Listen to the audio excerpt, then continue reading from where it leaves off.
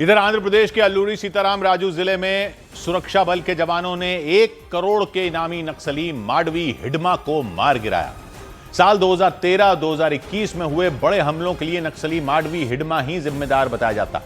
सुरक्षा बल के जवान लंबे वक्त से उसकी तलाश में जुटे थे और आखिरकार सुरक्षा बल के जवानों को बड़ी कामयाबी मिल गई। आंध्र प्रदेश के अल्लूरी सीताराम राजू जिले में मुठभेड़ के दौरान 1 करोड़ का इनामी नक्सली माडवी हिडमा मारा गया।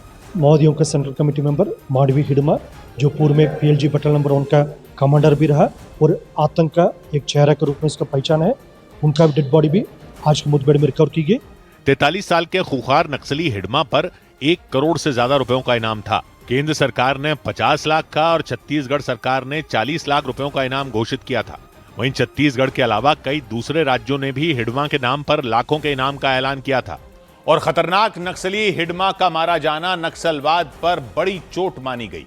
सुरक्षा बल के सूत्रों के मुताबिक आंध्र प्रदेश, छत्तीसगढ़ और ओडिशा सीमा पर नक्सलियों के बड़े मूवमेंट की खुफिया जानकारी मिली थी और खुफिया जानकारी मिलने के बाद नक्सलियों के खिलाफ ऑपरेशन चलाया गया। छत्तीसगढ़ की सीमा के नजदीक आंध्र प्रदेश के अल्लूरी सीताराम राजू जिले में सुरक्षा बल ने तलाशी ली। वहां मारेडुमल्ली इलाके के घने जंगल में सुरक्षा बल के जवानों और नक्सलियों के बीच मुठभेड़ हुई। इस मुठभेड़ में माडवी हिडमा और उसकी पत्नी राजे को भी ढेर कर दिया गया। वहां हिडमा के साथ मौजूद रहे 4 दूसरे वो उसके सुरक्षा कर्मी बताए गए। मुठभेड़ के बाद 2 AK-47 राइफल और कई दूसरे हथियार बरामद किए गए और नक्सली हिडमा के मारे जाने की खबर मिलते ही लोगों ने जश्न मनाना शुरू कर दिया। वो नक्सलियों का सबसे खूंखार चेहरा बताया जाता था और उसे खून खराबे के लिए ही जाना जाता था और इसलिए जब उसकी मौत की खबर सामने आई तो जश्न मनाया गया। छत्तीसगढ़ के सुकमा जिले में लोग सड़क पर पटाखे जलाते नजर आए। वहां 1 करोड़ के इनामी नक्सली मारने की खुशी में लोगों ने जमकर आतिशबाजी की और नक्सलवाद के विरोध में नारे भी लगाए। आतंक का चेहरा रहा जो माडवी। 29 लोगों की जान चली गई थी। 25 मई 2013 को बस्तर में कांग्रेस की परिवर्तन यात्रा निकल रही थी। इस दौरान कांग्रेस के बड़े नेता और कार्यकर्ता समेत 200 लोग यात्रा में मौजूद थे, लेकिन काफिले के झीरम घाटी में पहुंचते ही घात लगाए नक्सलियों ने हमला कर दिया था। वहां नक्सलियों ने ताबड़तोड़ फायरिंग की थी और काफिले के बीच धमाके भी किए थे।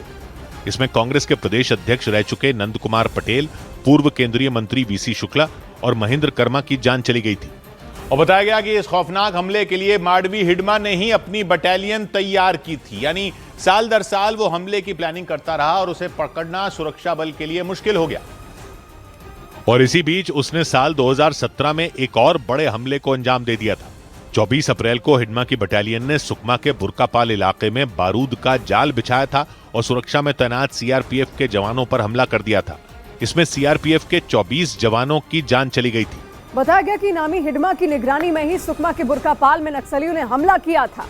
और इतना ही नहीं, साल 2010, 2013 और 2017 में हुए बड़े हमलों के अलावा भी कई दूसरे हमलों के लिए भी हिडमा ही जिम्मेदार बताया जाता है। बताया गया कि वो किसी भी इलाके के रास्तों को समझने में माहिर था और कई किलोमीटर का पहाड़ी रास्ता कुछ ही मिनटों में तय कर लेता था और इसलिए उसे नक्सलियों का घोस्ट कमांडर भी कहा जाता था। इतना ही नहीं, पलक झपकते ही घने जंगलों को पार कर लेना उसकी खासियत बताई जाती थी। साल 2019 में हिडमा को टॉप कमांडर बना दिया गया था क्योंकि जंगलों में छिपकर बड़ी ही आसानी से किसी हमले की प्लानिंग करने और उसे अंजाम देने में उसने महारत हासिल कर ली थी। हिडमा का असली नाम संतोष बताया जाता है। इसके अलावा वो पोडियाम भीमा नाम से भी जाना जाता है। उसका जन्म साल 1981 में छत्तीसगढ़ के पुवर्ती गांव में हुआ था और उसने 10वीं क्लास तक की पढ़ाई की थी। बताया गया कि 16 साल की उम्र में ही वो नक्सली संगठन में शामिल हो गया था और धीरे धीरे वो नक्सलियों का सबसे खतरनाक चेहरा बन गया था और नक्सलियों के गुप्तचर विभाग के लिए काम करता था।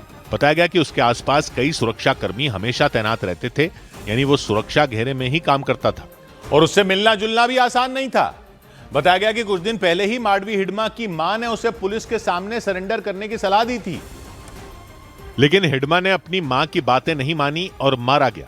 कुछ दिन पहले ही छत्तीसगढ़ के गृह मंत्री विजय शर्मा सुकमा जिले के पुवर्ती गांव में पहुंचे थे और वहां उन्होंने नक्सली हिडमा की मां से मुलाकात की थी। इस दौरान उसके आत्मसमर्पण को लेकर गृह मंत्री विजय शर्मा ने उसकी मां से बातचीत की थी और बताया गया कि इसके बाद उन्होंने हिडमा को समझाया था और आत्मसमर्पण कर शांति के रास्ते पर लौटने की अपील की थी, लेकिन उसने अपनी मां की बातें नहीं सुनी और सुरक्षा बल के जवानों ने मुठभेड़ के दौरान उसे मार गिराया और आतंक का चेहरा माने जाने वाले हिडमा के खौफ को हमेशा के लिए मिटा दिया। गृह मंत्री अमित शाह ने सुरक्षा बल को नक्सलियों के खिलाफ चलाए गए इस ऑपरेशन के लिए बधाई दी, क्योंकि नक्सली हिडमा को पकड़ने के लिए 150 से ज्यादा गांवों में तलाशी अभियान चलाया जा रहा था। छत्तीसगढ़, आंध्र प्रदेश और ओडिशा के अलग अलग इलाकों में सुरक्षा बल के जवानों ने पूरी ताकत झोंक दी और आखिरकार उसे मुठभेड़ में ढेर कर दिया। इस सफलता के लिए गृह मंत्री अमित शाह ने सुरक्षा बल को बधाई दी। छत्तीसगढ़ को 31 मार्च 2026 तक नक्सलवाद मुक्त करने का लक्ष्य रखा गया है और नक्सल मुक्त भारत मिशन के तहत हिडमा को 30 नवंबर तक मार गिराने की डेडलाइन दी गई थी, लेकिन इससे पहले ही सुरक्षा बल ने कड़ी कार्रवाई कर दी और 1 करोड़ के इनामी नक्सली हिडमा के मारे जाने के बाद नक्सली देवजी को भी पुलिस ने गिरफ्तार कर लिया। बताया गया कि देवजी पर भी 1 करोड़ से ज्यादा के इनाम का ऐलान किया गया था और पुलिस ने उसे आंध्र प्रदेश के विजयवाड़ा से गिरफ्तार कर लिया। नक्सली देवजी पर भी हिडमा की तरह 1 करोड़ से ज्यादा रुपयों का इनाम रखा गया था। बताया गया कि देवजी 15 मार्च 2007 को बस्तर के रानी बोदली इलाके में हुए हमले का मास्टरमाइंड था।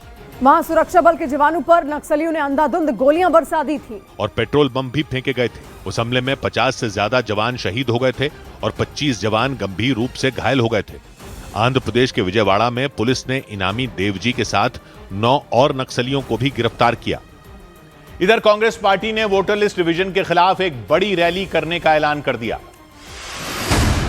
वोटर लिस्ट रिवीजन के विरोध में दिल्ली के रामलीला मैदान में कांग्रेस पार्टी महारैली का आयोजन करेगी। दिसंबर के पहले हफ्ते में होने वाली इस रैली में वोट चोरी के मुद्दे को भी जोर शोर से उठाने का ऐलान किया गया। रैली में विपक्षी गठबंधन में शामिल पार्टियों के नेताओं को भी बुलाने की तैयारी है। बिहार चुनाव के बाद हुई कांग्रेस की अहम बैठक में पार्टी सांसद शशि थरूर शामिल नहीं हुए। शशि थरूर को बैठक के लिए निमंत्रण भेजा गया था, लेकिन वो मीटिंग में नहीं पहुंचे। शशि थरूर के ऑफिस की तरफ से उनके अस्वस्थ होने को बैठक में हिस्सा नहीं लेने की वजह बताया गया। बिहार चुनाव के दौरान पार्टी विरोधी गतिविधियों में शामिल पाए जाने पर कांग्रेस अनुशासन समिति ने 43 नेताओं को कारण बताओ नोटिस जारी किया। सभी नेताओं को 21 नवंबर दोपहर 12 बजे तक लिखित स्पष्टीकरण देने का निर्देश दिया गया।